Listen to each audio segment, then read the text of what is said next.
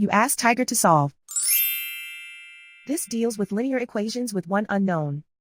The final result is q equals 8/5. Let's solve it step by step. Simplify the expression. Group like terms.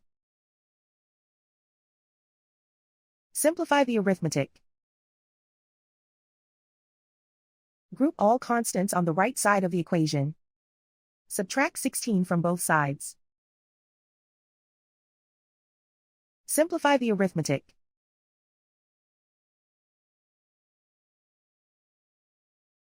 Isolate the q. Divide both sides by -10. Cancel out the negatives. Simplify the fraction. Cancel out the negatives. Find the greatest common factor of the numerator and denominator. Factor out and cancel the greatest common factor.